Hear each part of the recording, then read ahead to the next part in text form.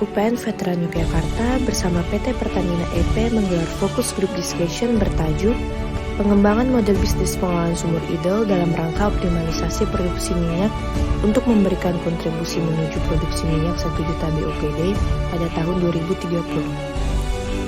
Profesor Dr. Muhammad Irhas Effendi MSI selaku Rektor UPN Veteran Yogyakarta menyampaikan bahwa salah satu upaya mendukung pemerintah meningkatkan produksi minyak dengan menggelar fokus group discussion bersama Pertamina.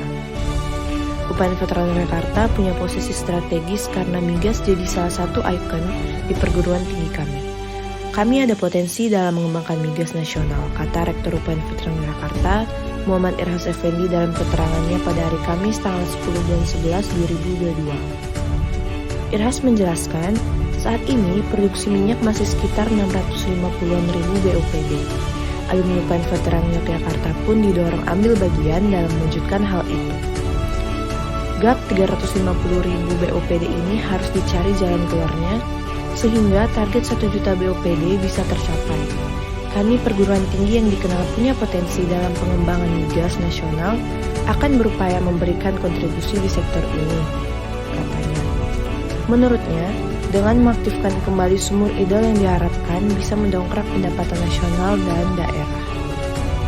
Presiden Direktur Pertamina EP, Wisnu Hindadari berharap melalui FGD ini mampu menghasilkan kontribusi dalam mendongkrak produksi minyak nasional, di mana pemerintah punya target produksi minyak 1 juta barrel oil per day dan produksi gas 12 miliar kaki kubik per hari pada 2030.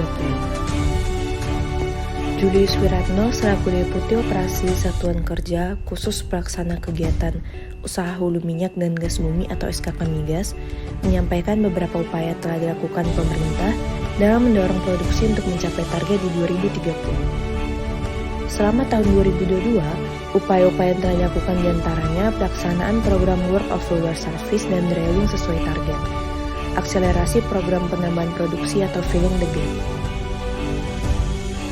Kemudian, optimasi kegiatan-kegiatan planned shutdown, meminimalisir terjadinya kejadian-kejadian unplanned shutdown, optimasi dan reaktivasi sumur dan lapangan idle, serta upaya-upaya lainnya, kata Julius. Reaktivasi sumur idle telah disampaikan di dalam work program and budget akan dilakukan pada 1.000 sumur-sumur idle. Sementara, reaktivasi sumur idle non-work program and budget sebagai filling the gap target produksi. Terdapat 14.260 idle wells. Mekanisme yang dapat diterapkan dalam kerjasama reaktivasi sumur idle antara lain no cure no pay, no cure less pay, performance based, risks and rewards, dan lainnya. Nur Arifin Muhammad selaku Direktur Pembinaan Usaha Hulu Migas Kementerian Energi dan Sumber Daya Mineral mengharapkan baik sumur muda dan sumur tua tetap bisa memberikan kontribusi pada produksi nasional. Julius menjelaskan meski secara presentasi kebutuhan energi fosil seperti migas semakin kecil, tapi secara volumenya bertambah. Presentasi ini menurun karena pemerintah juga fokus menggenjot pemanfaatan energi baru terbarukan untuk bauran energi nasional. Saat ini lapangan-lapangan migas kita mengalami decline atau penurunan. Eksplorasi terus kami dorong untuk menemukan cadangan minyak. Energi kebutuhan fosil meningkat, tapi secara presentasi turun, sementara EBT bakal naik. Bahkan di 2025 bisa mencapai 23% EBT, jelasnya. Sayoga Heru Prayitno, dosen selaku peneliti dan pengelola sumur tua di UPN Veteran Yogyakarta, menyampaikan bahwa potensi sumur tua peninggalan Belanda di Indonesia cukup besar.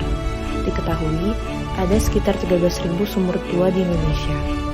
Sekitar 35% atau 4.500 sumur yang memungkinkan untuk diaktifkan dan diproduksi kembali dengan rata produksi 10 BOPD, maka akan mendapatkan tambahan produksi sebesar 45.000 BOPD.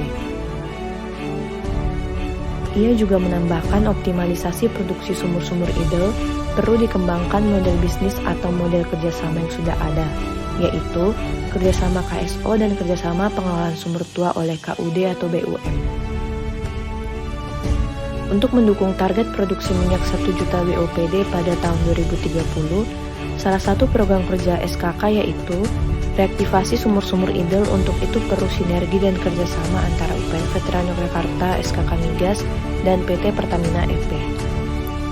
FGD tersebut dihadiri oleh SKK Migas, Dirjen Migas Kementerian ASDM, Presiden Direktur Pertamina EP, FPSPRM Pertamina EP, General Manager Pertamina EP Zone 4, JM Pertamina EP Zone 11, FP Operation and Production Pertamina Hulu Rokan, BUMD Blora Patra Energi, BUMD Bojonegoro Bangun Persada, Dekan FTM, Ketua Jurusan Teknik Perminyakan UPM, dan Peneliti Teknik Perminyakan.